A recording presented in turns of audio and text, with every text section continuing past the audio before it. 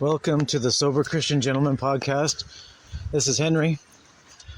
I decided to do a podcast on judges and justice because people find these terms synonymous when they're not. Even when the system itself calls judges justice or justices, it's one of these play on words. And what's fascinating is that a little while ago with the noble system, right? Nobility system, these noblemen, which are basically scumbags, who are gangsters, who are part of a gangster organization that controlled things by lying, deception, and brute force. They would literally murder you if you threatened their thing. This nobility class created these titles that go along with nobility. And this nobility titles translated down into modern day language. So as an example, the term honorable is a title. It's a title given to certain positions in government, whether they're the attorney general. Sometimes there's certain positions in government. Even the mayor of a town can be given the title of honorable, and it's a title. This is what's so funny about it, is that the title of honorable has nothing to do with being honorable. It's just a title you get by taking up the office, and you keep it in perpetuity. So there's people who have been in office 20 years ago, and they still have the title honorable. So they're the honorable so-and-so, right? The honorable so-and-so. Even if they're a complete scoundrel, even if they've been caught again and again and again doing dastardly things and lying, cheating, stealing, they still keep the title honorable. This is what's so disingenuous about the title system, the nobility system. These are vestiges of the nobility system where dishonorable people could get away with it because they had a title of honorability. They were honorable this and that. The whole point was deception, and most people have no idea. That's why the trick works against the ignorant. Right? If someone is a con artist, the con only works when you don't see it coming. A con artist works on confidence. They build up your confidence in them so they can betray you. The point of a con is to build up confidence so they can use that confidence against you and betray you when you don't see it coming. That's how a con artist works. So, trying to do this podcast about justices and judges was very difficult because there's so many nuances and so many different aspects to it, and I didn't get to everything I want to say. But the podcast is getting kind of long, so I cut it off. The point is that for a long time, judges were part of the nobility. Judges who actually judged things were basically agents of the king and the crown system. I'm going to explain that in this podcast, the history of this, and then getting into more modern day times. In modern day times, you have these official capacities, which are basically people who are lawyers who get groomed up to become judges. And you only become a judge if you're loyal to the team.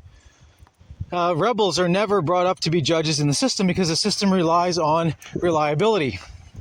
Someone has to prove over many years that they're loyal to the system.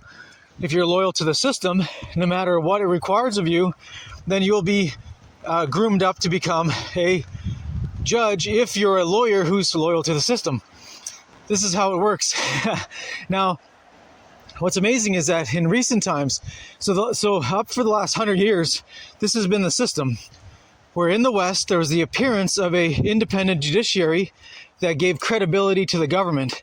And by having the two separated, they made each other look credible even though they were joined at the hip. And what was really going on underneath the surface, the 99% of interactions were not visible at all, were completely dishonorable. And what was going on, the actual control system is operating by way of deception. But anyways, the 1% on top of the iceberg of deception appeared like there was independence between the legal system and the governing system. These two systems appeared to have an air gap, which gave credibility to each other, being held accountable for if they went off the rails kind of deal. Anyways, lately that's just being obliterated because the people who are bringing in the technate, which is the one world technocratic totalitarian government, they are transitioning into their third phase. So phase one was the crown system. The crown system was a gangster organization. If anyone held a crown on their head, it meant they were part of a larger gang and they could have support through these other, the other crowns come to their aid if there was a problem. So the crown system had to be demolished to make way for the new, better tyrannical system of control. So what happened is there was an organization was created that had the agreement of all the nobility back when the crown system was going strong, for the crown individuals to actually let go of their crown and then rule from the shadows until they could reemerge overtly again. So they went covertly into the shadows and they're coming back out overtly right now. We're transitioning to that new phase. So phase one was the crown system. Phase two was the crown system that went underground, and there was a nation state system that was going to be controlled by, originally it was the League of Nations, and then it became the United Nations, and then there was going to be a supranational organization because it would have been proven that nation states are too dysfunctional to work. So they were going to replace that with the technate. The technate is a worldwide neo-feudal communist regime where 95% of the population has been eliminated. The 5% that survives is going to be more cyborg than human. And it's just a completely dystopian future where only a very, very few are going to live like gods on earth, where they will live forever. They believe they have the technology to live forever. They'll have everything they want. All the pleasures will be sought by them in perpetuity. This is the promise made hundreds of years ago. This is basically a 1,000-year plan. This is the new iteration of the 1,000-year plan. And then, so what we're going through is this Agenda 21, which is the agenda for the 21st century, which is 100 years of transition from the nation state into the technate. So what's amazing is from basically 1800 to the year 2000, there was a transition from the kingdom system into the nation system. And now from the year 2000, we're transitioning out of the nation system into the technate system. It's a 100-year plan. There's all kinds of iterations and kinks and twists, and that's how it's getting to the point where the people who are the feudal lords that believe they have a bloodline claim on the earth back to the beginning, these guys will reemerge as gods on earth. This is what's going on. Anyways, in this podcast, I'm explaining the situation with the legal system, how the legal system went from the old way of control to a new way of control, and now it's transitioning into the newest way of control, where I never even got to the AI part, but what's going on is that the people who are the political activists who are becoming judges are basically destroying the credibility of the system of justice so that it's opening the doors for what's going to be called AI judges. Now, the AI judges are going to be controlled by the powerful people in the system, and they will make sure there's no case that's held against them because they will control the AI that is part of the judging system. So what you have to understand is there's a group going on right now. There's a movement to actually transition from this way of justice that has human error, quote unquote human error, and they want to remove the human error and have only perfect justice happening. What most people don't understand is that this is actually already happening in China. China already implemented AI prosecutors and AI judges years ago.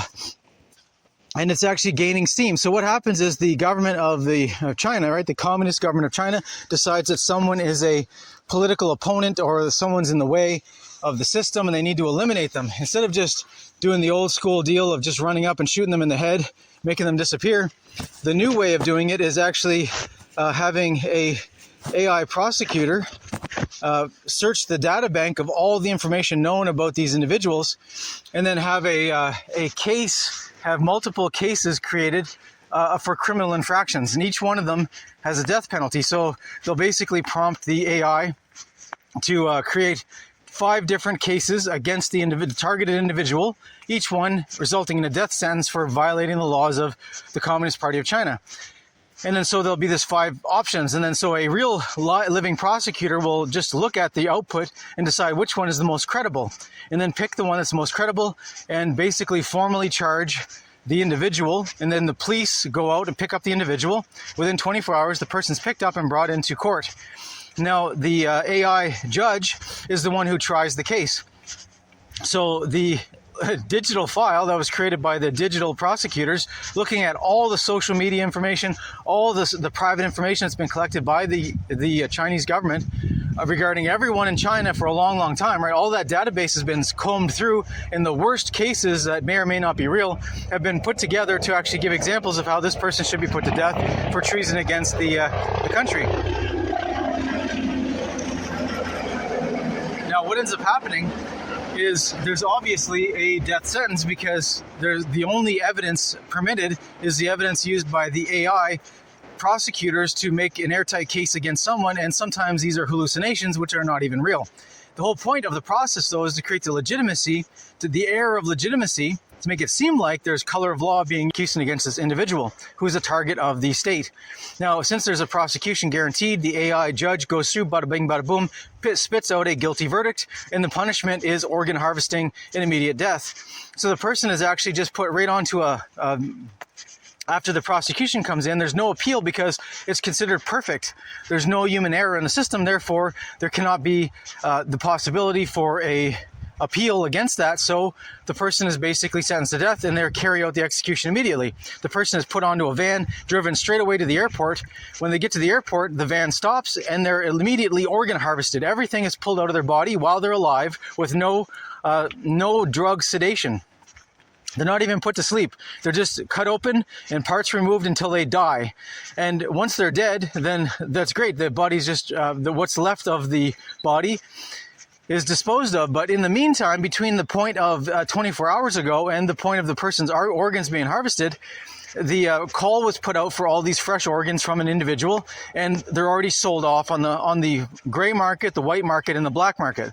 So all his organs have been sold, and now they're put on planes and shipped all around the world to the highest bidder. So the Chinese Communist state actually gets rich while killing their political enemies. This is the process that has been perfected in China, and it is coming to the West very soon. This is just one of the avenues that is amazing that I've been talking about for years in the podcast. And this is part of the deal. AI courts are going to be replacing the human judges, because the human judges are so insane, and this has been designed on purpose. We have corrupt individuals becoming judges that make sure the corrupt people who are in power keep their positions. And then you have these other people now who are flooding the end zone with these woke left activists that are making insane judgments coming from the bench. And people are losing faith in the justice system because it is complete insanity. It used to be covert insanity. Now it's overt insanity. And people are demanding a change. And the change that's going to be delivered is going to be the AI judges. The AI judges are going to be claimed to be perfect. There's no appeal. It's an immediate sentence, and it's final. And that's what they're moving towards, and people have no idea that it's coming. Anyways, I'm going to give some background on this podcast. Never even got to the AI part because it's just trying to get to that point and trying to explain the backstory here is difficult for most people who have never heard of it before, or do not research history, or do not actually care about what happened before. So anyways, I'm going to get on with the podcast, otherwise I'll never start. We will begin with an opening prayer. God, give us the patience to accept the things I cannot change, the courage to change the things that I can, and the wisdom to know the difference. God, give us discernment so we can see with clarity, followed by conviction, to act appropriately at all times and in all things. We ask that you bless us with the armor of God, cloak us with your divine protection, so that we may boldly walk in the world, to courageously be the peacemakers and make the world a better place for all your children. We ask that you move our hearts so that we know when to use the sword of the Spirit or the sword of steel to do right for ourselves, our families, and our communities. We ask that you move us in constitution to be humans who stand tall with courage, speak truth, and lead by example. We pledge on our sacred honor to rebuke evil, to speak out against evil, and to act to stop evil. We ask that you move our hearts so that we may know with absolute certainty the best way for us as individuals to act in our own way. In the power and in the name of Jesus Christ, we banish all negative entities, all evil spirits, all demons from our presence immediately. In the name of Jesus Christ, we command you, we compel you with the power of the Most High God to leave our presence for now and forever. Do not return, go now. In the name of Jesus Christ, we express with our full intention, with our freedom of choice, this area is now declared with the authority of Jesus Christ unequivocally, absolutely, totally clear of all evil entities, spirits, and energies. We say these things in Jesus' name. Amen. I thought I'd make a podcast on justice because it's never been more obvious than today how little actual justice there is in the system called the justice system. What's important to really wrap your mind around is that this system relies on judges. And the judges not long ago used to be very good at appearing like they were following a process that would bring about a concept called justice. And what's interesting is over the years, people have used the name justice to refer to the judge or the process. And there's been some confusion back and forth about, are you talking about the process or the man? Because the man or woman is the judge and the process is supposed to be justice process, right? The judicial process. There's all these different terms they use interchangeably to make it sound like, well, this whole process is how you get justice. But we're dealing today with a system that is ripping itself apart because there's a lot of competing interests who are trying to achieve their own goals, and they're willing to sacrifice everything else to achieve it. And until you're paying attention to this, it's easy to be misled, right? So right now, there's a churning process. C-H-U-R-N-I-G, churning. Churning means you're turning something over. So you're up in a way that we're not there before. See, right now, there are political activists who are far left activists who believe in moral relativism, and they believe in communism as a process. And they are believers in collectivism. And to achieve collectivism, they're willing to kill a lot of people because they believe that's part of the process. You have to be out with the old and in with the new if you want to bring in the communist utopia. So these communist activists, which are part of a cult, infect the entire governments from top to bottom, from the municipal, city level to the state level to the federal level. They infect everything and take up positions in government so that they can become the shot in positions of power, so they can push things in the direction that their cause desires. So these are not honest people doing an honest job as they're put in position to do. See, the premise is that when someone gets hired into the government, the premise is the person who's working for the government is doing what their job description entails, right? They're supposed to be working for the people. We the people is the premise by which they've been given this position of power. So if the premise is that they're working for we the people, then they're given great power with the assumption they're using that great power to further the ends, to improve people's lives, to increase something of value for the regular people. That is the premise. The problem is we've got people who are liars, cheats, and thieves, who are collectivists, who put themselves in positions in government and then use the power and the position and the privileges with that position to further their political agendas, which means favoring their friends, punishing their enemies, moving things unnaturally towards collectivism, and inevitably the destruction of the system itself. These people are saboteurs who are willing to burn down the barn and everything in it, thinking that when the ashes are all settled, there's going to be a new barn built, and they're going to be at the helm. They're going to be the top of the food chain in the new barn. It's kind of not a great metaphor, but the idea is that they're willing to burn the place down, destroy it completely, thinking that when the new system is created, they will be rewarded in the new system because of what they do in the system now while they're destroying it. And another analogy that I've used before was if you're on a ship, a sailing ship, and you're going along, and one group of people is actually using axes to make holes in the hull, and water's coming in. So one group of people are using axes to destroy the hull and let water come in so the ship starts sinking. And another group is trying to stop the group who's making the boat sink. But the people in charge of the boat are basically part of the death cult, and they want the boat to sink. And what ends up happening is the people who are in charge end up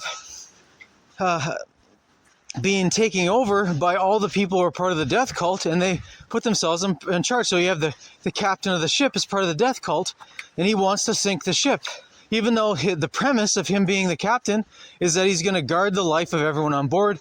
His number one goal as a captain is not to sink the ship, is to keep the ship floating so everyone survives. Because when ships sink, people die. So this is what's amazing, is that the very premise of being a captain is that you keep your boat floating, you get from point A to point B safely. That is number one, being a captain. But these people will become captains with the purpose of making it appear like they're in the position of power as captain, so that people assume that they're trying to get the boat from point A to point B safely. And in fact, they're planning to sink the boat with everyone on it. This is what they're trying to do. So when you think of that analogy of a ship's captain, this is what's going on in government. You have people who become mayors of cities, who are collectivist, communist, socialist activists who are trying to destroy the system to bring in communism. And you can see this being illustrated in Illinois right now. Illinois is just destroying itself because it's so infected with communist, leftist activists that the system is literally falling apart, because there's no longer regular people trying to hold the system together. Most of the regular people have been long fired or punished, or they've gone to jail. So all that's left in Minneapolis and Minnesota is basically lunatics who are trying to destroy the place to bring in a communist state. And they do this by way of lying, cheating, stealing. They're stealing money from the federal government and just laundering it through all their networks of NGOs, non-governmental organizations. But these NGOs would not exist unless there's government funds flowing through them. They're all leeches on the system that are getting rich while destroying the system, so they can bring in the communist system that they think is the utopian version. Now, why this matters to judges is that every part of society has been infected with this collectivist ideology. And you have to understand is that this is not an isolated thing. It's all throughout. It's a complete contamination from top to bottom. We're talking about presidents of countries are part of this collectivist cult. Prime ministers of countries, kings of countries are part of this collectivist death cult. This is what's so really difficult for regular people to grasp, because this is the situation we're in. We're in a situation where regular people, so the bulk of the population, has this momentum thinking that the government is their government. The government is there for them to protect their interests and to save them if they need to be saved and to provide for them if they need to be provided. And this is an old ideology that was a propaganda tool used before that is fading quickly. And what's important to understand is that the new crop of useful idiots that are been put into elected office don't care about even keeping up the premise of the old lie. These guys are destroying the place in real time while lying to your face, telling you the building's not burning while right behind them the building is burning. This is the level of lying that they don't even care about because there's no accountability for them. They're never held accountable, so why would they bother caring about accountability?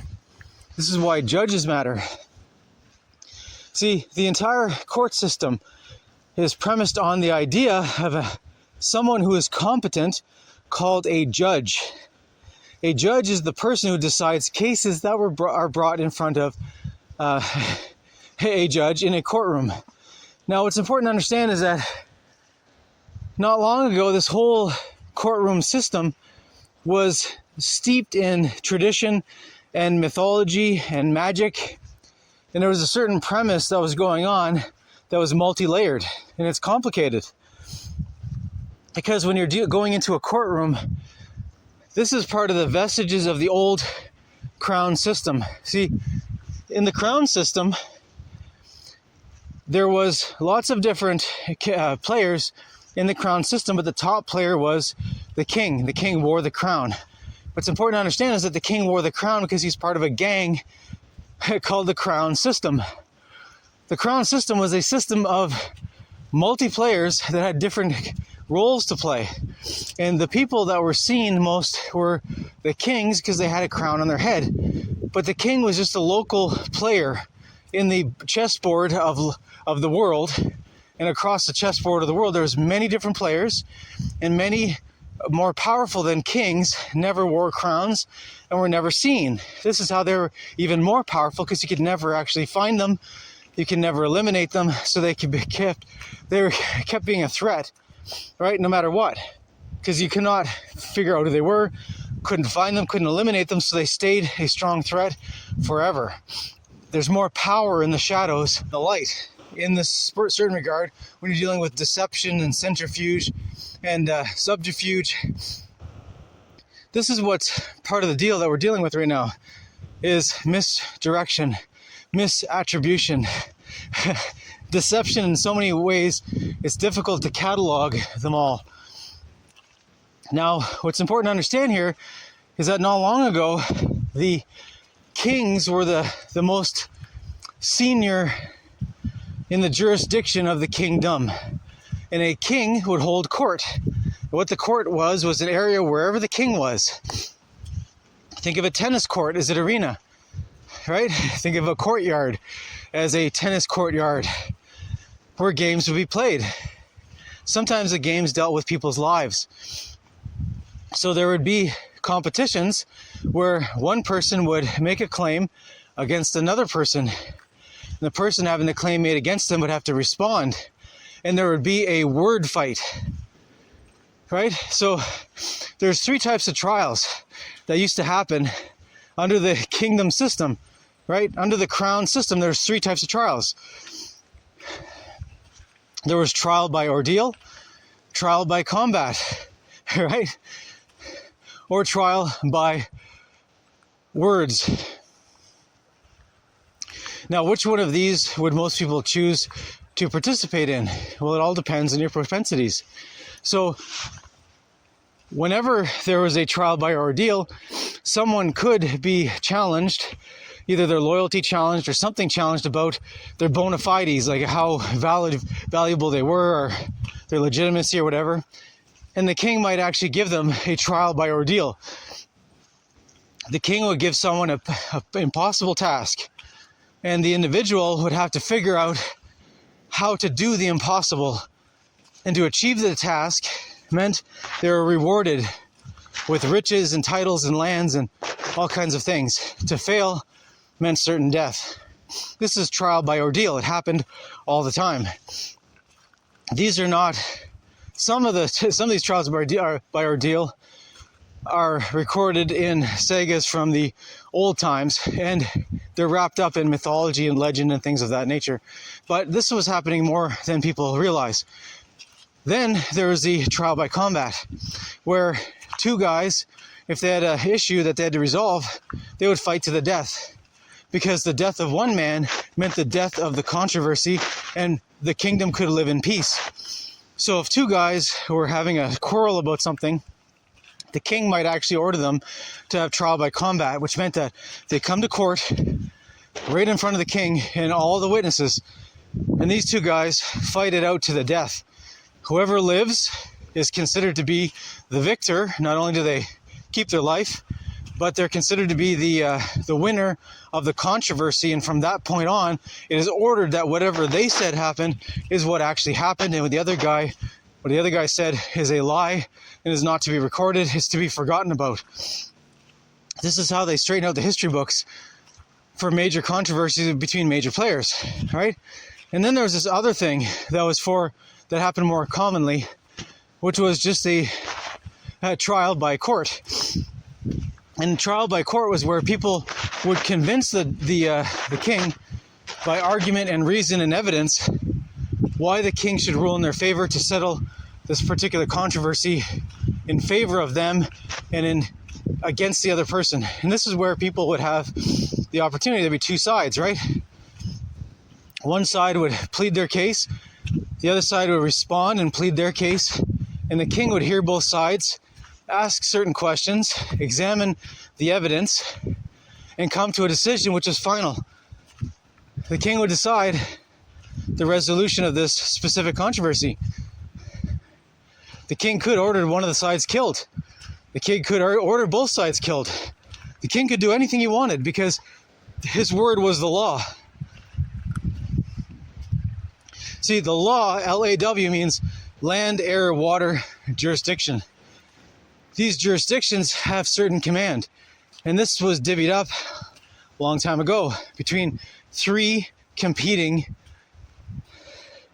entities. These three competing entities all vied for their position of power. The Catholic Church took over the air jurisdiction. At the time, people were wondering what was up with that. But basically, it's the land of spirits, the land of the ethereal, the land of the intangible, the land of ideas. People thought that was kind of strange at the time, but later on it turned out to be a very fruitful jurisdiction to be part of. Then there was the jurisdiction of the water, W, and this is where what we know as the Kingdom of England, which was a worldwide empire called England. They ruled by way of the sea, so they were the water jurisdiction. Everything on the water was considered theirs, right? And then there was, for a period of time, see, the land jurisdiction was the one that was the most contentious because everyone could be on the land. And this is where it became fascinating over time as the land jurisdiction changed hands from one party to the other. And for a period of time, right, when Spain was a big player in the earth, they were in control of the land jurisdiction. And Portugal, for a while, was in charge of the land jurisdiction. These claims were fought out over a long period of time, and they changed hands regularly. But as fate would have it, England ended up grabbing the land jurisdiction as well as the water jurisdiction. So land and water are both held by the Kingdom of England.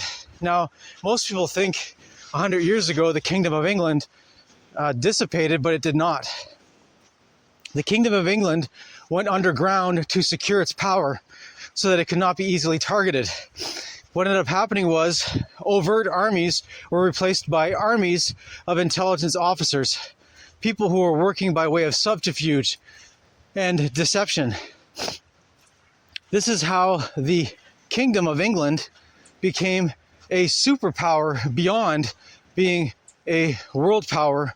See, when in the peak of power for the overt England, they ruled half the landmass of the realm. Now, it seems like that's a lot. They even said the sun never sets on the English kingdom, right? But what ended up happening was 100 years ago, the resolution was made to take the Kingdom of England and go underground and expand it. So by going underground and expanding it, they actually became 10 times more powerful, because there's no longer a enemy you can point to rally people against. Now it became a non-entity. The empire simply went underground. And what's important is that what is known as the British Commonwealth, right? The Commonwealth, which is the extended kingdoms that came off of the what's called known as England proper. These are all the different satellites. This is Australia, New Zealand, Canada, and there's many more. All around the world, these are all satellites that were locations that were ground territories that were considered to be owned by the British Empire.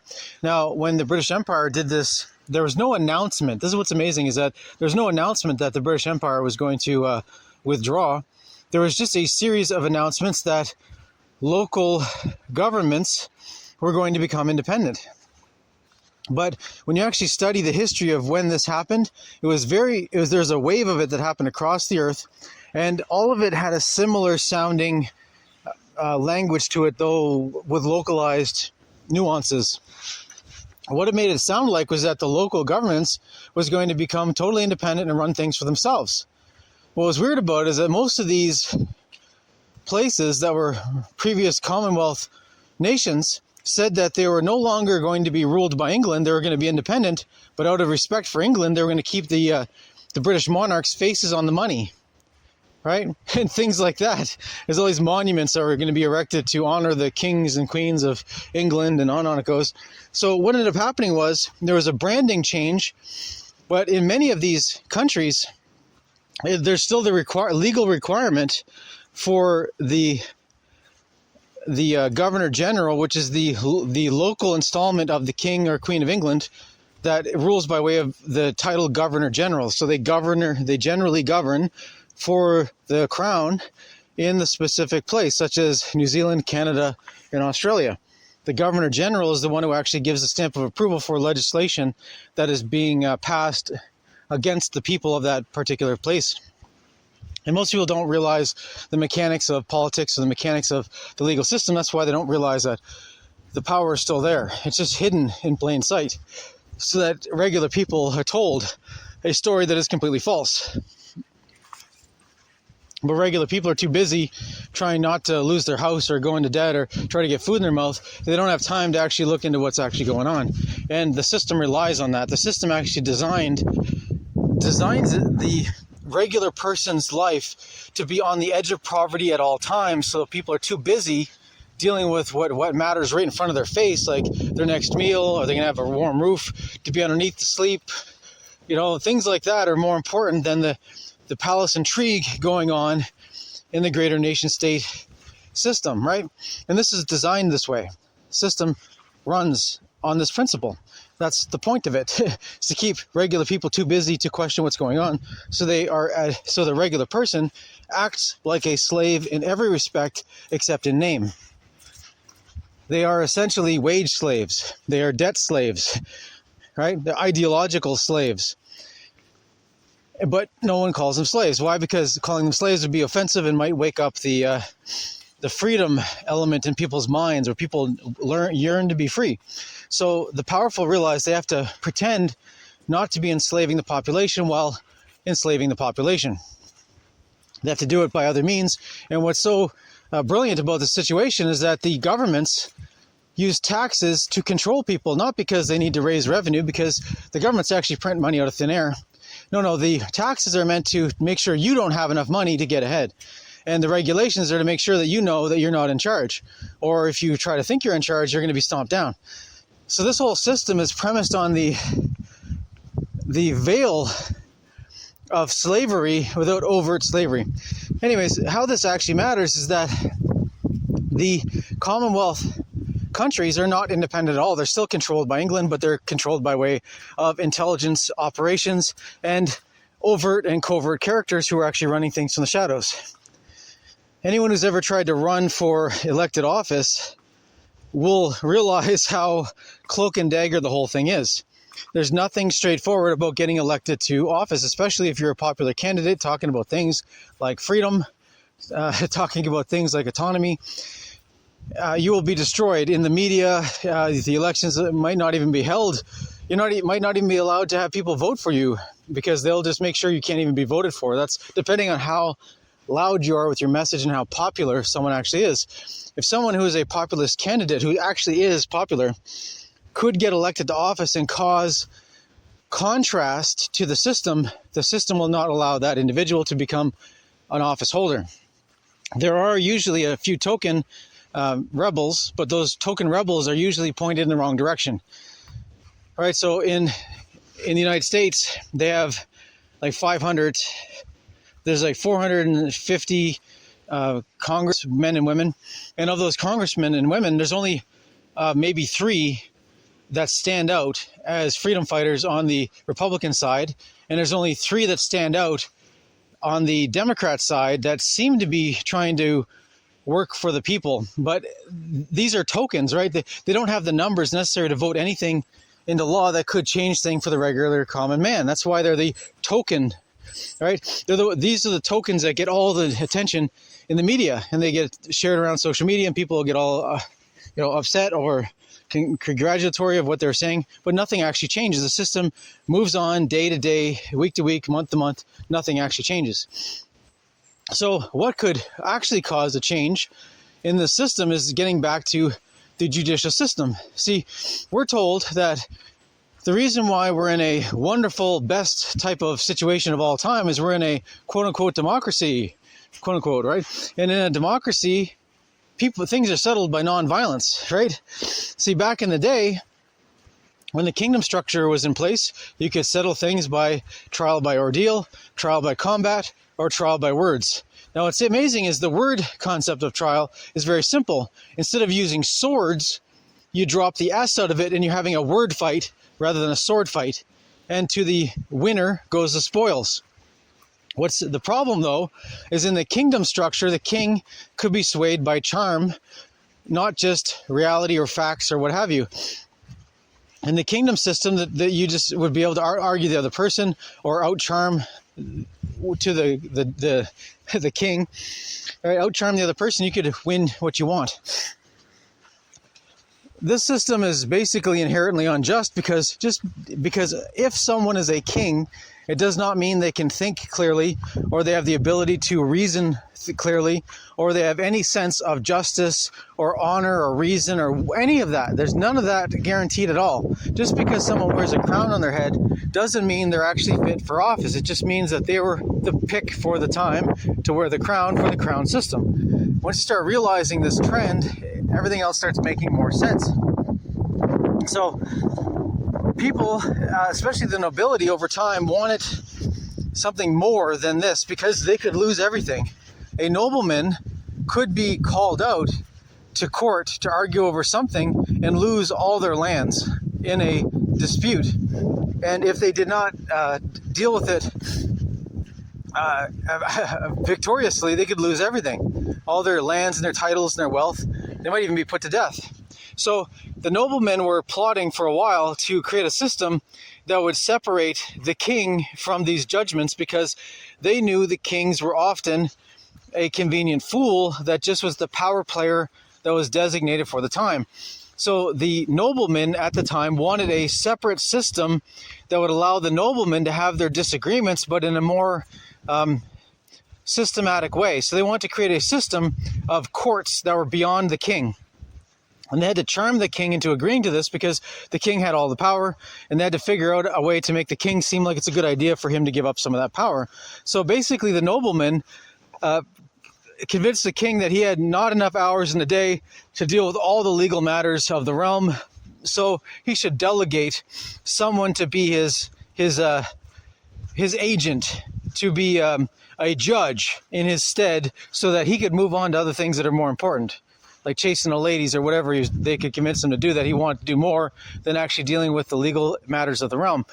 So the actual noblemen set up a situation where they enticed the king to go do fun stuff rather than dealing with the day-to-day stuff of making a judgment. So they set up judges, and the judges were the people who were delegated. These were picked that were loyal to the king or whatever, or the people around the king. And these guys were set up to be judges in the stead of the king that had all the power of the king.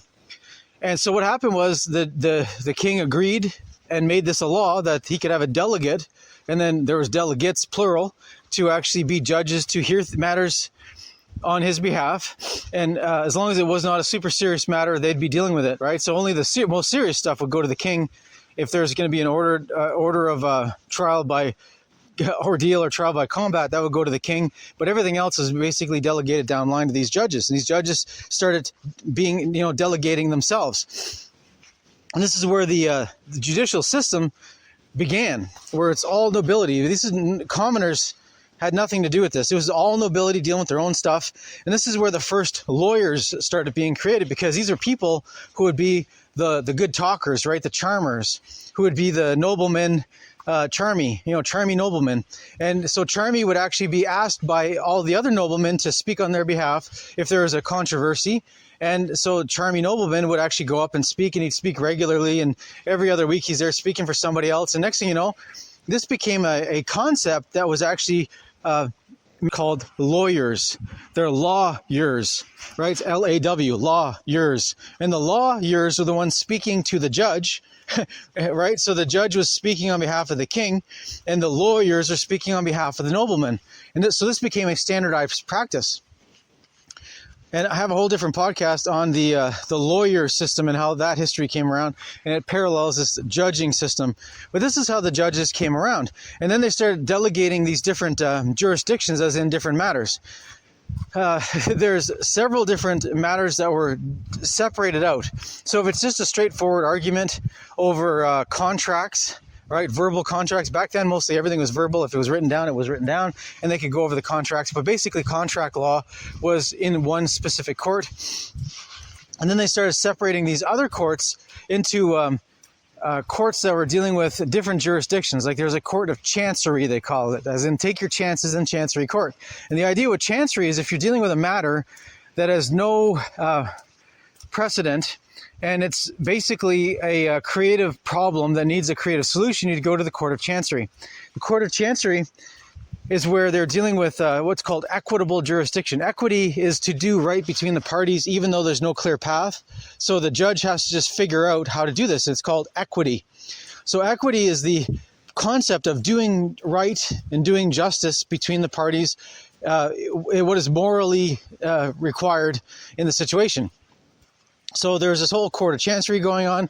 There's other courts that were dealing with issues that were more straightforward, like contract law, disputes over land, disputes over cattle, disputes over this, that, performance, all kinds of different things. This is where a lot of the first legal terms started to be created, crafted. It became the slang of the court, and the slang of the court became legal definitions for specific words, because this is what happened again and again and again. So these creative things happened, and then they would happen again and again and again. It became part of the common law, right? It was commonly part of the law. This is where these terms started gaining ground in ways that were kind of infertile soil of the minds of the people.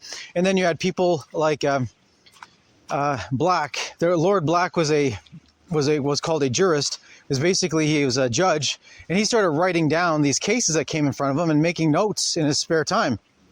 And he actually made these volumes of compendiums that were all about these cases that came in front of him and how they were resolved. So who the parties were, what was the controversy, what was the legal issue, and then what was the resolution. And this became what was known as precedence.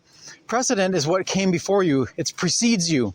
So this is an event that preceded your event. It's a precedent. This is what the legal terminology for it. So it's a concept that was similar to yours, that preceded yours, that had a resolution that seemed to be fair and just on the merits. The merits means on the substantive matters of what matters, what actually, all these legal terms. Merits means the validity of the cause. So if your case has merit, it means that you have the correct positioning to win in court. If your case lacks merit, it means you do not have the right ingredients to win in court. You're likely to lose. Merit means you have everything on your side to win because you're correct. You're the correct party, as in you have truth on your side, you have the evidence on your side, you have the precedents on your side. Everything on your side means you have a meritorious case. Anyways, this is where this terminology developed over many, many years. And this is where the common law developed, where everyone could rely on the common law. That if a case with a specific set of parties turned out one way before, then it should turn out the same way again, because that's naturally what should happen. This is where it should naturally follow along with natural law principles. And this is where all these analogies and parallels started coming up, and this is what created what's called case precedent.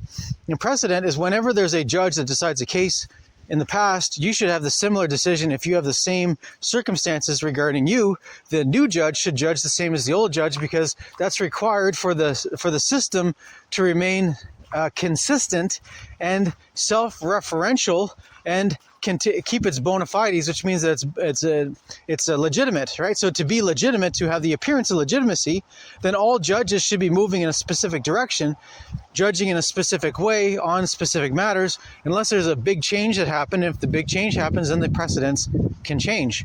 But there should be the momentum going forward in a specific way, and it takes a lot to change the momentum, and this is how it's actually explained with case precedents. So this guy named Lord Black created this thing called I forget what his encyclopedia said was, but it was basically the first group of precedents used by other judges to actually look through and see if they could find a similar case and make sure it's decided a similar way. Of course, they were not bound by it, but they generally tried to make this as a system to make this system look more legitimate. Then Blacks went along and made dictionaries. Black's Law Dictionary, a very famous one. And he actually defined terms. So if someone was using a term like the word trust, you had to define your term in the court to say, if you're using the word trust, do you mean the legal entity known as a trust that is actually holding property for someone else? Or do you mean you just believe that guy's word because you trust in his word because you believe him? You know, you have to be specific and clear with your words. Otherwise, there's ambiguity and injustice can occur. So this is the kind of stuff that was being figured out during this court system being erected. So then what ended up happening naturally was the lawyers who became a profession over time, who had to actually go to a specific place in England and pass what was called the bar. They had to get specific legal training for a period of time. The first campus was literally a bar in England, where people would live upstairs and then come down and they'd take classes from some of the senior professors while all drinking. And then at some point they would have to pass the bar, which meant they had to leave the bar and go do something somewhere else because they couldn't hang around the bar anymore. That was passing the bar. And then over time, these names became changed, as in BAR meant British Accredited Registry. And for a period of time, being a bar-accredited lawyer was actually illegal in the United States because it meant you were an agent of foreign power, and it meant that you cannot be trusted, and you were likely destroying the country of America, the Republic of America, in the interest of a foreign power, which has actually turned out to be true.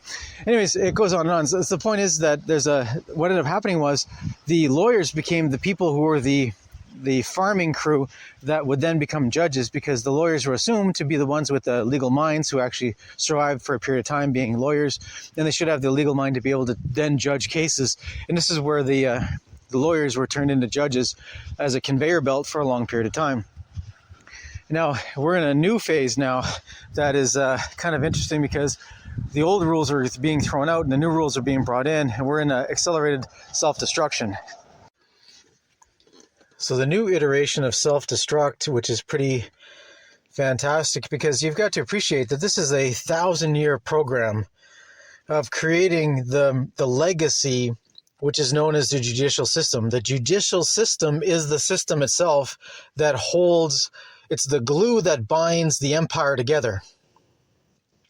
Up till now, people had believed in the system. It's belief in the system that keeps the system going. So this was a creation of the nobility and the crown system to maintain control over the system. What's important about this is that people are not the ones in control. This is what's really the genius of the system, is that it allows people to allow others to be the ones who are in control. So as an example, If you have a controversy, instead of you dealing with the controversy directly, you as an individual have to go to the system and ask a judge to solve your problem for you. So this has many different implications. Number one, the implication is that you're not able to do this yourself because you're a dummy. Otherwise, if you're a competent individual, you could solve your own problem. Obviously, since you can't solve your own problem, someone has to solve it for you. Therefore, you're not competent to deal with this yourself. This was the underlying implication of the Crown judicial system. People were dummies. They needed to be led by leaders who were competent. Therefore, there were judges who would judge a just outcome in a situation of controversy between two people. And the premise recently has been that, oh, well, if you don't actually allow the courts to work their way through the system, you don't actually resolve your controversies peacefully through the courts, then that'll lead to violence. And nobody wants violence, do they? What are you, a violent person? What's wrong with you, right? People who actually make that claim are ignorant of the entire history of the judicial system, where sometimes violence was the only answer and you had to do trial by combat to actually resolve the issue in its finality, because it meant that one of the parties was dead and the other party was alive, and the winning party who is alive gets to claim victory, and it moves forward from that point on, and that's over, right? The controversy is over. There's no longer any two parties to argue because one party's dead. That's how it actually worked. People for the last 100 years have been arguing, no, this judicial system is here to actually have peaceful resolution of conflicts. If you don't have peacefully resolved conflicts, it'll be violence, and nobody wants violence, right? All of this presupposition of nonviolence ignores the fact that the state often claims monopoly on violence. The state itself, no matter what state you're talking about, whether it's the state of California or the state of Canada or the state of Australia or the state of England or whatever state you have, claims monopoly on violence. Some states still have capital punishment, which means that the state has the authority, it claims the authority to kill you if a judge makes a decision that you must be killed in the public interest. People are put to death. There's several states in the U.S. that still have this. There's lethal injection. There's electrocution. Used to be firing squad, and hanging was a real common thing for a long time. The state is the one who claims the authority to do capital punishment. Capital punishment is the only punishment that's allowable by the capital. The capital, right? The state is the capital. That's the whole premise of capital punishment, is the state decides that you must die, but who in the state decides you must die? And that person, the who, is a judge. And the premise was no one is going to be given a death sentence known as capital punishment unless there is a trial. And the trial presupposes that you are going to have an opportunity in the judicial system to defend yourself in court against any accusations against you. The premise of capital punishment is that the state was pursuing justice by punishing an individual who did great injustice to the public. Often this is multiple murders or heinous crimes of some sort. And this is where capital punishment will come in. Someone was put to death because they caused the death of others, or some level of atrocity that requires a level of atrocity back. This is where the state claims that the people working for the state claim that capital punishment is necessary to discourage individuals from doing great evil. Otherwise, people would do great evil. There has to be a response to it, right? There has to be a repercussion, accountability for doing great evil. So therefore, the state claims that if the state does great evil, it'll justify this. The justification for it is that it'll discourage evil people from doing evil themselves. So evil counters evil. See how that works? And the premise is that the state's not going to do this willy-nilly. There's going to be a trial and on the merits, and there's going to be multiple appeal opportunities, right? So there's the original trial, and if someone is not happy about that, they can appeal it. And then if they don't like that appeal, they can appeal it again through 3 levels of trial. By the 3rd appeal, then it's basically considered to be over, and whoever has been sentenced to death will die by the state's hand, by way of the agents for the state, which is often... depending on the states, either electrocution or lethal injection, right? That's how it works. Now, this whole edifice is premised on the idea of reality, on the idea of natural law principles of do no harm, right? So the principle is that you should not be suffering unless someone else suffered at your hand because of your actions. So therefore the state comes in to protect the general public and welfare with these vague terms, claiming that the state punishes people as a disincentive so that regular people are not harmed by individuals becoming evil. This whole convoluted explanation that most people cannot follow. Right? Regular people cannot follow this logic and reasoning. It actually takes a little bit of an intellect to understand the deception going on here and the layers of deception. This regular simple folk believe that the state will punish them if they're caught doing something. That's it. The state will punish you if you're caught doing something. That's the simple concept. And the whole backstory is like lost in translation, right? What's important here is that the premise originally was that natural law says that no one is going to be convicted of a crime unless there's an actual crime that occurred. So first of all, the state prosecutor must prove that a crime occurred. If there's no identifiable crime, then you cannot convict someone of a crime that did not occur. Secondly, if a crime occurred, the individual responsible for that crime must be identified and connected directly to the crime itself. It has to be direct evidence that is beyond a reasonable doubt, which means everyone has to know for sure 100% that this guy did the crime and that is a crime and it happened and this guy did it. That was the idea, is that even if you had like with regular jury trials, you'd have 12 juries of your peers, and if any one of the 12 jurors who are deciding yes or no, if any one of them has a doubt, that means there's a doubt and the trial is null and void. Either it's a mistrial and they have to go for a retrial, or it might be thrown out because of circumstances.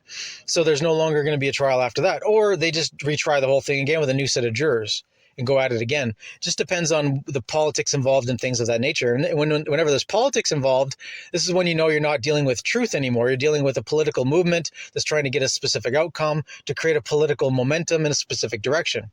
Then the truth is irrelevant. All that matters is the appearance.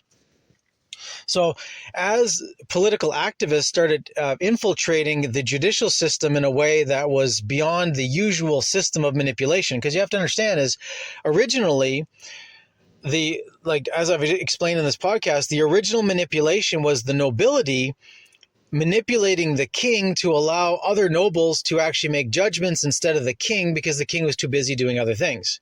So they basically said, the king, you should just go have a good time and be king and enjoy yourself. Don't be caught up with the trivial stuff like all this, making judgments in the court and all that stuff. Why even bother with that? We can just delegate that to someone else who has your authority, and they can figure it out and make some decisions, and it'll all be great and you don't have to worry about it. And then this delegated authority expanded until it became the entire judicial system. It was a judicial branch of government.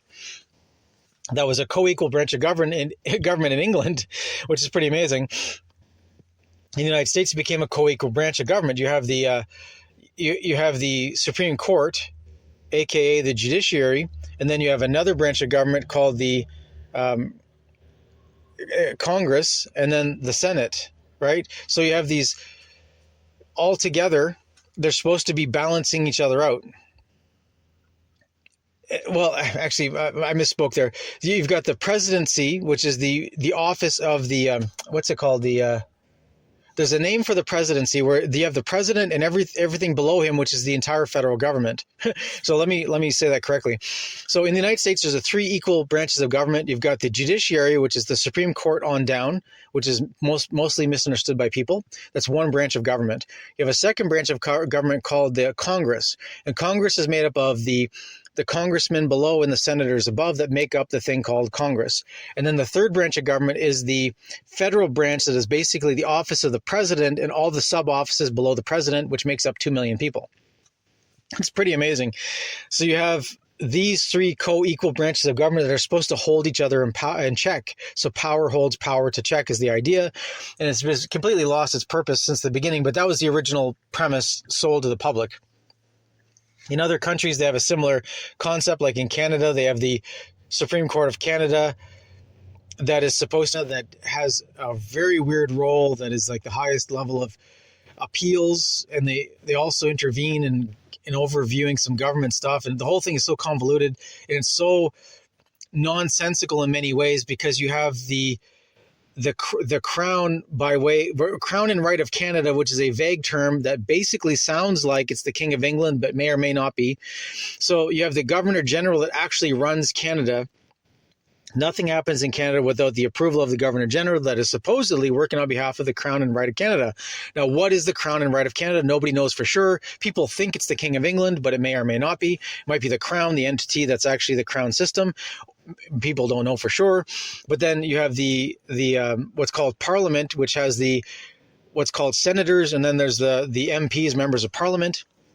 And it gets convoluted because the people are allegedly elected to members of parliament. But then there's this other group called the Senate, and the Senate is there with no specific number, and they're actually there by approval of the Governor General. So no one gets to the Senate unless they're approved by the Governor General. And their numbers are changing all the time, and they're people basically loyal to the system, and it goes on and on. So you have this, what appears to be parliament, and then there's the Supreme Court that is supposedly keeping Parliament in check, but they never do. And then you have the senators who are supposed to keep Parliament, the members of Parliament in check, but they never do. The Canadian system is so ridiculous. It is so nonsensical. I've done other deep dives on the governing system of Canada. It's not at all what people think is going on. And when you actually read the Constitution of Canada, which is the British North American Act, it reveals how Canada is not even a country. It's just some other weird hybrid thing that is just a political entity it's a control structure. Anyways, when you get to Australia, it's a similar concept of weird history that makes no sense. And when you start trying to follow the plot line, it's vague and weird, just like everything to deal with the nobility and the powerful maintaining their power. Same thing in New Zealand, and on it goes, right? So anyways, what's going on though is that with the judiciary, the basic premise is that everyone has a fair trial. Right to a fair trial is a premise that basically allows the public to believe in the system and to maintain the system, because the public is the ones that are paying for this judicial system. The tax dollars that are allegedly are paying for the entire judicial system. This is what's so funny, is that when you actually start following the money, you realize the system is paid for by the federal government through federal tax dollars.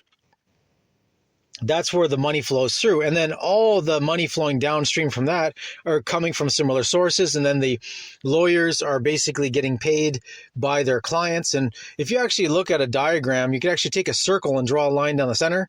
On one side is the public, which are the ones paying for everything. And on the other side is all the players in the judicial system, as in the lawyers, the clerks, the judges. Everyone who works for the judicial system is on one side of the line, and they're all paid for by everyone on the other side of the line. And if you're on the side of the line that's the general public, you're never paid at all.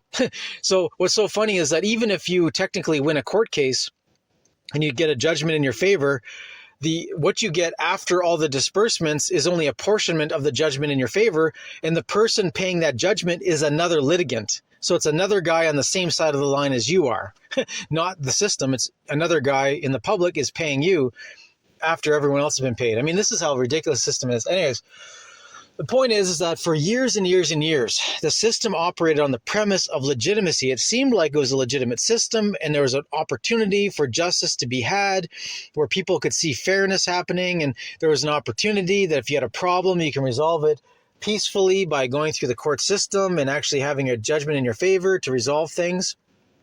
And this promise was reinforced by propaganda from the government and the regular media and the alternative media and all kinds of movies and television shows and newspaper articles.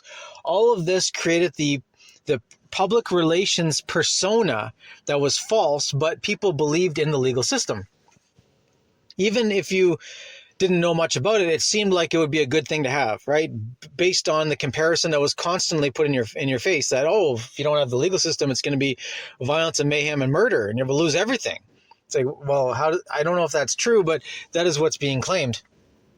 What's amazing is recently there's this new iteration going on. So since the year 2000, right, we're going to this new phase of what's called Agenda 21. Agenda 21 is the new phase of the 100 years. Agenda 21 is for 100 years of transfer of everything from what it was to what it's going to be in the future. So it's the year 2000 to the year 2100 is the plan. In this plan, there's going to be a 95% reduction in population, and all of the land on the earth is going to be rewilded, except for certain nobility families are going to have large portions of the earth for their paradise. And then there's going to be a very small portion of the earth where there's going to be these super cities called 15-minute cities, where the rest of the population of the survivors of the earth are going to be in, which is basically stack and pack graveyards. You're there to die. And just how you die is going to be the question mark, not whether you live, but it's just how you die. If you obey, you might live longer. If you disobey, you die sooner. It's just a simple game of how soon will you die. And this is just a morbid, evil system, and it's been projected for a long time. After World War II, this plan was put forward publicly through different iterations to the Committee of 300, the Club of Rome, the United Nations, different agendas, and this is part of an agenda program, United Nations agenda program. And the Agenda 21 is actually broken into 10-year increments. Agenda 2020, Agenda 2010, Agenda 2000, Agenda 2030, Agenda 2040. People are hearing these numbers, but they don't understand that it's actually part of a larger agenda. Anyways, what's going on is since the year 2000, there's been a big change that happened. And a lot of the things that the judiciary, the judicial system did before are being phased out in a way that is very not even smooth. Like before, for 100 years, from the 1901 to 2001, for 100 years, there was a smooth transition of what it was to the new thing. And most people didn't notice, and it seemed like there was benefits to the regular person as things went along, and there was a lot of great care crafting the propaganda so regular people would go along with the program of their own self-destruction. So people would not realize that they were destroying themselves and losing their freedoms, and while participating with a system that's impoverishing them, destroying them, and going to kill them. But there was a smooth propaganda deal where most people had no idea they're participating in their own destruction. Now, what happened since the year 2000, though, is that this is the new phase. This is Agenda 21 now. Agenda 21 is moving quickly into this new thing of population reduction. So a lot of acceleration happened with the propaganda. And what's really fascinating is that there used to be a meritocracy in the Department of Evil. The Department of Evil used to hire people who were evil but very competent, as in there were great liars, and they'd be hired into the Department of Evil to lie for the Department of Evil.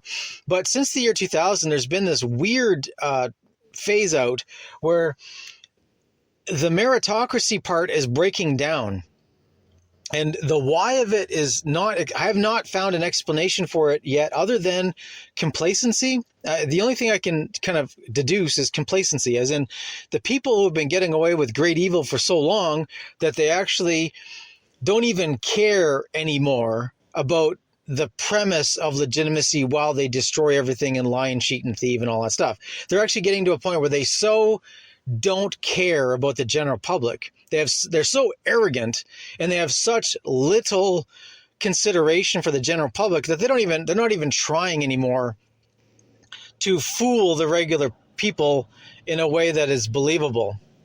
This is what's really fascinating. So since the year 2000, there's been this acceleration of dismantling of the system in a way that is very oafish, would be the term. Awkward would be another term. It's unsophisticated, it would be another term. And part of this was revealed during the 2020 woke renaissance, right? This is where the woke hit maximum level. So in 2016, there was an inflection point where woke ideology started making an appearance in a big way in corporate America. What's important to understand is that the government and corporations used to be obviously separated in the United States, even though behind the scenes they were connected. And the reason why they were connected is because the system of governance is actually in the shadows, connecting everything together in the background. So certain people went to certain schools, and by going to those schools, they became associated with certain other people who became lifelong associates. These lifelong associates went out into the society and became the CEOs and the CFOs and the high-level people in corporate America, and or went into government or cycled from government to corporate America and back and forth. This is how the system of connection and governance actually worked. Now, it was not obvious for a long time. But what's weird about it is that there are certain periods where things became obviously corrupt and then they kind of went back into a cloak mode again. So as an example, when in the United States, when Bill Clinton became president, right? So for the 8 years of Bill Clinton being president, what was weird is that there was a period of calm in America because the Clinton family was so self-centered about their own personal gain and their own personal that most of the country was left alone. And the deep state kind of went quiet because they were worried about offending the interest of the Clinton family, who were just basically stealing for themselves and making all kinds of threats and bribery and blackmail and murder and all that stuff to make their lives improve. Their position was improved. And a lot of things became very quiet during those 8 years of the Clinton years. And then the next 8 years of Bush Jr. became very chaotic because the kind of change that happened under Bush was implementing Agenda 21, which was massive amount of depopulation and wars and the war on terror and all that fake stuff going on, and the false flag event called 9/11, where the American people suffered because they're told that if you don't suffer from government surveilling you, then it could be worse for you. It's like, how can it be worse than life being miserable with the government spying on you and everything? I mean, the whole thing is so nonsensical. When you start looking at it with an objective lens, you realize that this whole phase of development since the year 2000 has been a ramp up of government authoritarianism wrapped in propaganda that originally was pretty good propaganda that made it seem plausible, but then it became less and less plausible as you went forward, right? And there's all these certain interests that became fabulously rich while implementing the agenda for regulation and control and observation. And not just in the United States, but all across Canada and England and Australia and New Zealand, the government became authoritarian, surveilling everything. There's all these new departments that were created just to observe the population and see who's doing what. It's a complete spy agency spying inward on their own population rather than outward, which was the premise by which the war on terror was supposed to be fought. It's really fascinating when you actually start following this plot line because it is so transparently false. It is kind of astounding. And when you actually look back at the history, step by step, it is really amazing how it went from point A to point Z. And anyways, the point is that there was a period of time when the judicial system had the guardrails on it of trying to maintain legitimacy. And then when the war on terror started, that's when the guardrails came off. That's when these judicial opinions were written saying, no, it's okay for the American government to torture enemies of the state. And the regular American people were told, this is the only way to protect you is if we can torture people that are your enemies. But you have to understand is that calling someone the enemy of the state is as simple as writing their name on a piece of paper. There's no need for any evidence of it. All it has to be is their name on a piece of paper, and they're now the enemy of the state. And this is expanded out to the point where there's people who disappeared all over the place and were never seen again. So what happened, right? It's no way to know for sure because once you have these government programs that can designate anybody the enemy of the state, and anyone who's the enemy of the state can be picked up, disappeared, held without trial forever, and tortured and killed and executed without any recourse whatsoever. You have to understand is that this became a legal gray zone that was justified by the politicians at the time, and the judicial system went along with it, and there was never accountability. So you have to appreciate these courts are still running today. Like FISA court was a court that was created after 9/11 that was specifically designed to do secretive trials and secretive proceedings, to secretly spy on people, to collect evidence, to then make them disappear or pick them up and actually try them for crimes later on, maybe. Since the FISA court came into existence in the United States, it's never been held accountable for the great evil it's done. Great evil has happened from the FISA court. It's never been held accountable, and it's never been reeled in. It's still going today, very strong. And every other Western country has a similar secret program that is similar to the FISA court. And most people have no idea. So what's going on is there's a complete departure from what was believably the premise for the justice system. And now the justice system has been corrupted so many ways to justify this program and that program and this other program, all in the name of national security. What is the nation? What is the security? Are these even defined? They're vaguely defined terms that evil people can get control of these programs and just make their enemies disappear. Or threaten their enemies with compliance, or they disappear, right? And it's all totally legal. This is what's amazing is it's legal to have your enemy just picked up, tortured, and killed. Legal. Why? Because the regular person in the population has no idea that this is even going on, or that they should resist it, or why they should resist it, or what's it even called, or that they're even threatened. And the point is of the system is deception. So what's going on is that because there was 20 years, a 20-year run of insanity in the court system where actual potential threats were picked up, tortured, and killed and liquidated. And then people who were not just regular people just disappeared because they're the enemies of the politically connected. And then the state apparatus of spying and kill for hire and all that stuff became such an enterprise that it's hard to tell where the government ends and organized crime begins, if there ever was a difference. Now it's even almost impossible to find the difference because they're working together in many ways. I mean, there's so many stories of just outright, like, you can name the names and name the events and name the dead bodies and name who did it and who's behind who did it, and on it goes. And it doesn't matter because the system will never allow for justice to actually happen, so that there's accountability against the people who actually did the problems. So the people who caused the deaths will never be held accountable because they're too politically connected and they're controlling the system. This is where we're at. So in light of this new iteration from the year 2000 to the year 2020, where there was so much, in the war on terror, which doesn't really exist, and anyone who threatens the government and their power is a terrorist. That's how it works. You're designated a terrorist if you simply want to be left alone. You are terrorizing government officials who want to tell you what to do, and if you don't obey what you're told, then you're terrorizing the officials who believe they have the legal authority to tell you what to do, and you must listen to them or you should be punished. That's a terrorist today. I mean, we're in insanity land, and most people have no idea because they're too distracted by their cell phones and watching television and watching whatever and just drinking themselves to death or doing drugs to the point where they don't even know what's going on.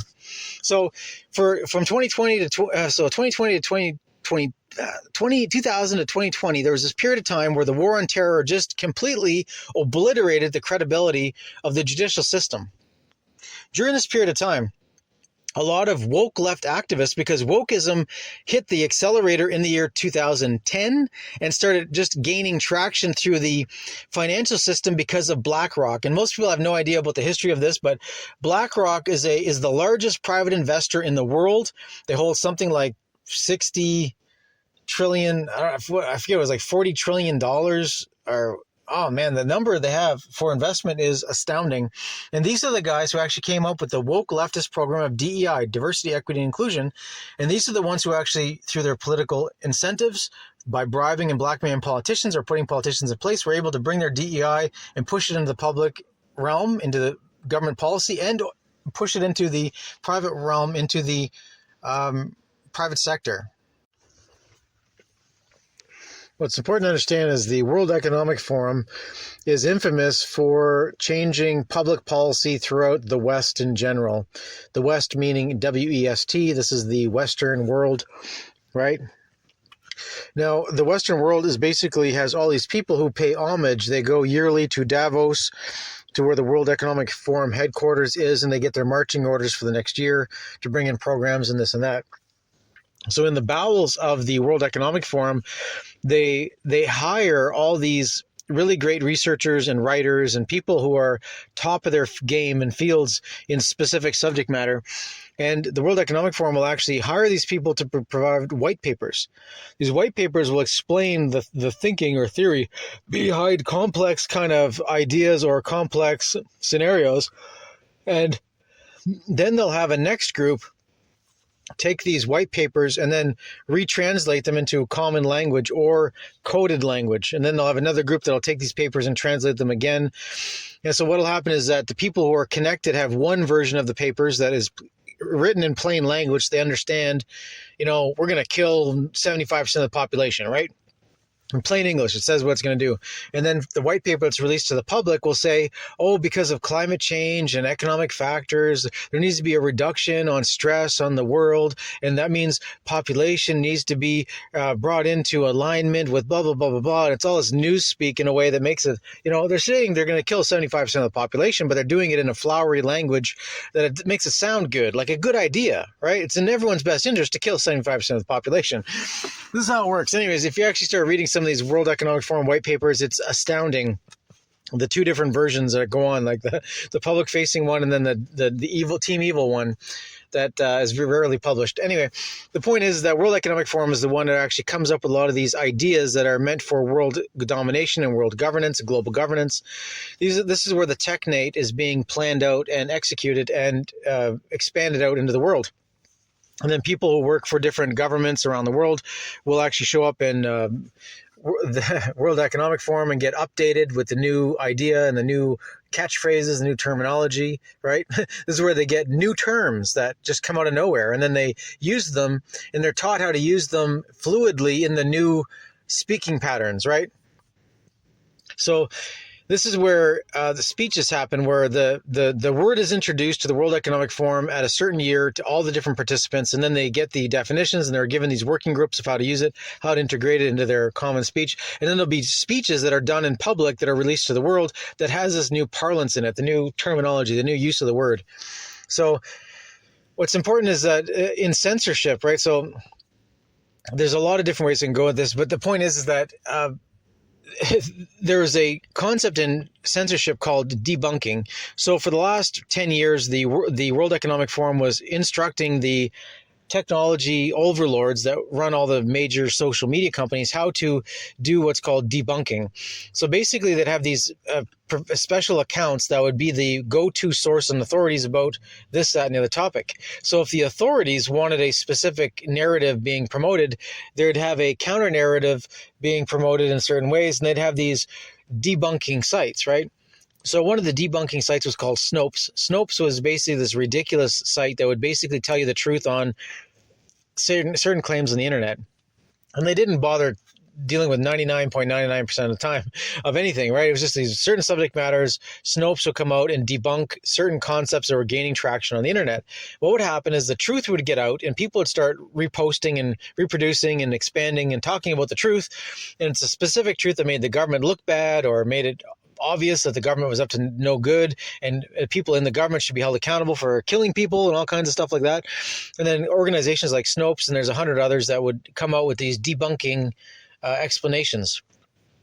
And they'd say, well, A, B, and C is being said, but to understand the complexity and the nuance of A, B, and C, you have to know this background and this, and that, and the other thing. And they explain this convoluted way to basically say that the thing is not true.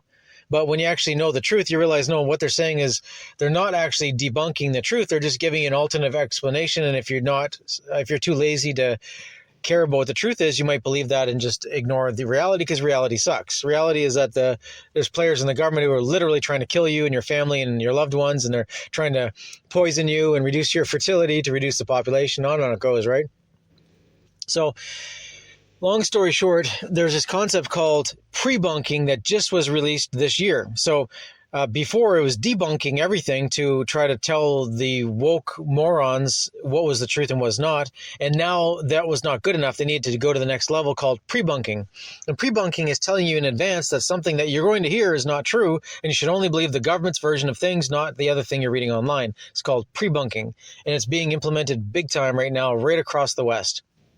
This was a term that was just thought up in the bowels of the World Economic Forum, created and utilized in multiple examples by way of white papers, and explained to the upper echelons why they need to use it, and then explained to the lower echelon morons why they should do this and why it's a good thing and all that stuff. So the point is that the World Economic Forum is the front-facing organization that is promoting, is back-fed through the back door, all the globalist, technate wish list, and then these guys have to execute and bring it about and change perceptions and rebrand things so it sounds good. Like killing people is not a bad thing; it's actually a good thing. Things like that, branding exercises. Anyways, from the World Economic Forum came this idea of DEI, diversity, equity, and inclusion. DEI, diversity, equity, and inclusion was all about diversity. Was that every organization had to be diverse. It means you can only have so many white people, and you have to have a bunch of black people, and you have to have a quota of brown people, and you can only have so many straight people, and then you have to have some homosexuals, then you have to have some queer genders and some other things and some trannies, right? And this is the diversity. And you're not allowed regular diversity. No, you're not allowed to just have the best people doing the job, because that's not diverse. I mean, having the best people all together, that's not diversity. You have to have a special representation groups, and it doesn't matter if they're good at their job, because it's more important that they look like they fit the part rather than actually do the job properly. This is called diversity. And it was enforced militarily by woke governments and woke corporations, and all throughout society was destroyed by this. The universities adopted this whole cloth, and they just destroyed their own credibilities. In the STEM cells, science, technology, engineering, and math, the West has destroyed its credibility in STEM, and almost everything being built in the West sucks because of DEI. Anyways, DEI, so diversity, then equity was about equity, which I've talked about in this podcast, about equity being a judicial concept that was used in law to make sure that the right, correct justice was done between the parties, even if there wasn't a roadmap to get to that point. The judge could just make it up as he went, as long as it was correct and it was following natural law. Now, these guys preluded the idea of equity and turned it into this other thing, which equity was about justice according to grievance studies. And grievance studies is all about faking history. Grievance studies is about pretending there's a white supremacy problem going on and there's a patriarchy problem. And the only solution to all that is communism. Weirdly enough, it's all communism. If it's communism, it's all good.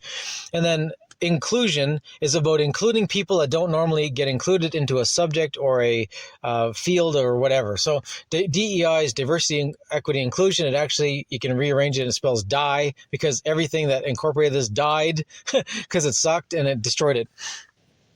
This DEI policy was created in the bowels of the World Economic Forum, promoted through this guy named Larry Fink that had the largest investment group in the world called BlackRock. BlackRock is a private investor that invests in all kinds of things, but with strings attached. So what happened was BlackRock was able to lend hundreds of billions of dollars to certain groups with strings attached. And the strings attached was that, hey, if you're a corporation and you need to borrow $100 million, they'll give you $100 million with a really low interest rate, but you have to include DEI into your corporation, which meant hiring a whole DEI squad and a whole DEI board and starting to diversify your employees and start investing in environmental and all stuff. And it just turned into this other thing where there's now another thing that Larry Fink was part of that came from the World Economic Forum called ESG, which is environmental, social, and governance. And I'm not going to go into the whole explanation. It's just all about suicide, right? So DEI and ESG was suiciding the West. Every corporation that implemented this policies destroyed themselves because they became ridiculous, dysfunctional, not competent anymore, and just killed themselves in the market. Their credibility went out the window. This is like Boeing, right? So Boeing was a famous American company that made airplanes, and Boeing embraced DEI and ESG, and all of a sudden they made garbage products that no longer stayed in the air, and Boeing planes are falling out of the air left, right, and center. Their engines are blowing up, and people are actually getting hurt. And I mean, this is just crazy. So it's not just, trivial stuff that was incorporating DEI and ESG. It's actually Boeing, people making the airplanes flying around, right? And there's all these accidents that started happening because of bad workmanship. They would just hire people based on their skin color and their sexual orientation rather than if they could actually put a plane together or not. Anyways, BlackRock is one of three major entities in the world that actually invests in things. There's State Street, BlackRock, and Vanguard. These are the three major investors in the world. And what's amazing is BlackRock is the private investor for big corporations.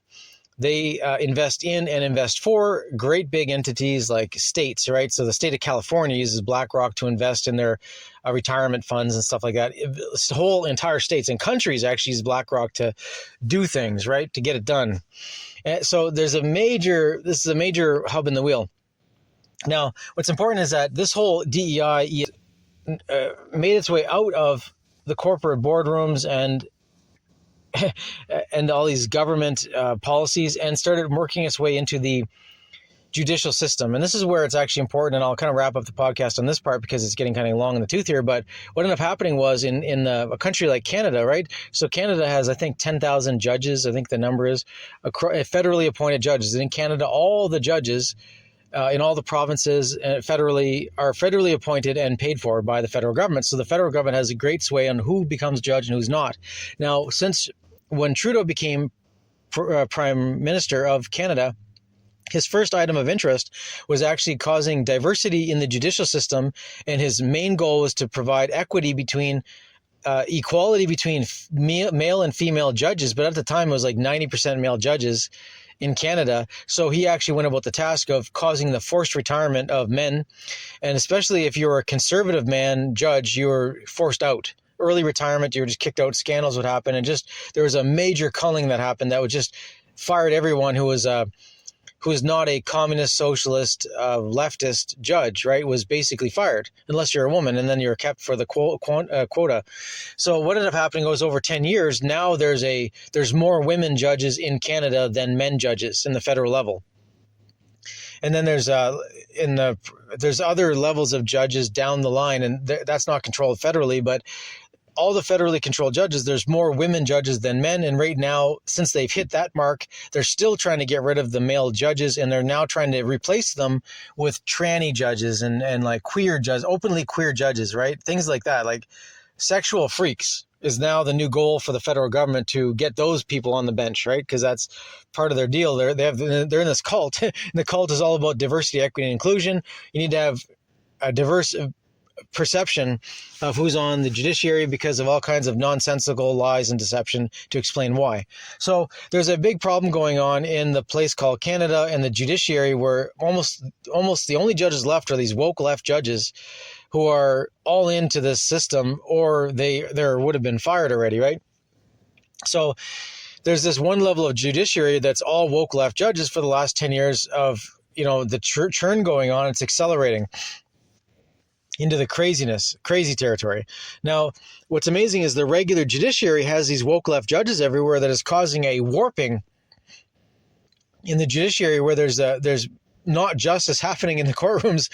Just because you go to court doesn't mean you're going to find justice, especially if you're going in front of a judge who's a woke left advocate, who's just pushing woke left ideology, and he's there because he's a placeholder for the woke left.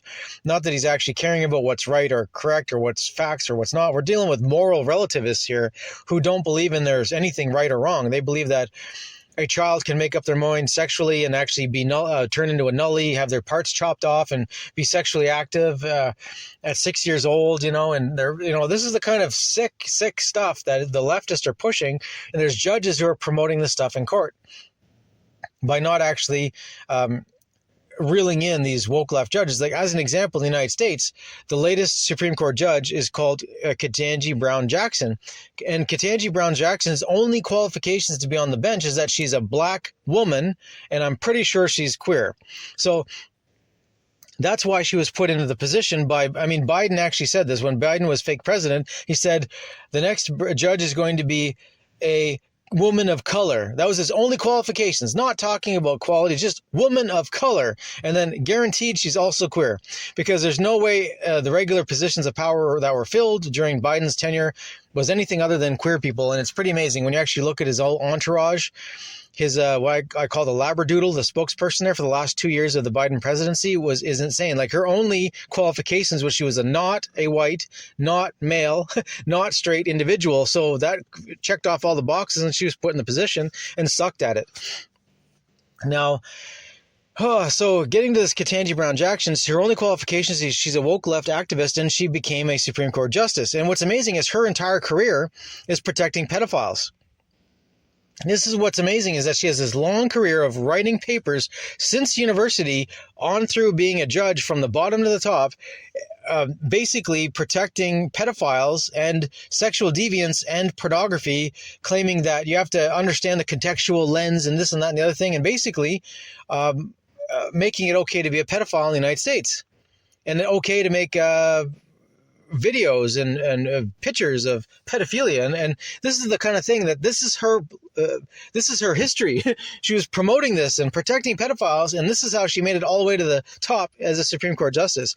And when you actually hear her talk in some of these hearings, my God, she is such a moron. It is astounding. There's 3 judges that are all woke left judges on the bench in the United States.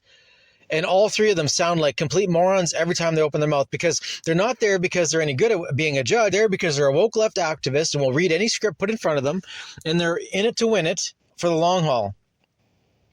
And Kagan is another one that is like this, and she is insane. When you actually read some of her documents and some of her decisions, they're way out to left field, lunch. I mean, just gone to lunch. I mean, no one home. I mean, this is crazy. Anyway. So the judges that are going on from the top to the bottom in the United States have been churned over into these woke left morons who are just ideologically possessed to push the woke left ideology. Now, that's bad enough. So you have this giant churn in the United States where you have these woke left judges that are just completely destroying the justice system, destroying the credibility of judges. So under Trump's first term, there was these woke Obama judges who kept doing these nationwide injunctions on every time Trump, as president, made a executive order. An executive order happens all the time because the United States is not actually run as a republic anymore. It's run as a corporation. 3 service corporations run in tandem. It's complicated. But anyways, Trump would make these executive orders to fix some problem that's been going on, and there would be an immediate nationwide injunction by one of these woke left judges in the middle of nowhere. And then it would take 2-3 years to fight through the process from the bottom to the top before the Supreme Court would nullify the injunction. It would take 3 years. So you got to appreciate that these guys did this, I think, 200 times in Trump's first term, and then in Trump's second term, they did it like 150 times within the first 100 days. And it's just completely abusing, misusing, destroying the credibility of the judicial system, and they don't care because these guys are hired not because they care about the judicial system, they don't care about justice, they don't care about anything other than winning for their team, which is woke left activists. So that's going on in the States where they're just destroying themselves. In the place called Canada, it's the same thing. All these judges that get these cases that are challenging the government's mandates for COVID shots and for the lockdowns, all that stuff, these judges are constantly ruling in favor of the government and never ruling in favor of anything sensible, no matter how much evidence is put in front of them, because they're woke left judges. That's the point. Now, in Canada, there's another thing that's going on where there's these special courts, and this is what's so infuriating. Most people don't have no idea. There's these woke left courts that are called human rights tribunals. And in these human rights tribunals, there is no rules that have anything to do with sense. There's no rules of evidence. There's no rules of anything. It's like the rules are out the window and good luck, because you're going to get destroyed if you're targeted here. And what's amazing is a woke left activist in the real world can just make an accusation against their enemy, whoever it is, right? Just a false accusation. Just make an accusation. A woke left activist in the real world makes an accusation against someone in the real world, and that person who's accused will be charged by these human rights tribunals, and there will be a prosecutor paid for by the state to prosecute the accused.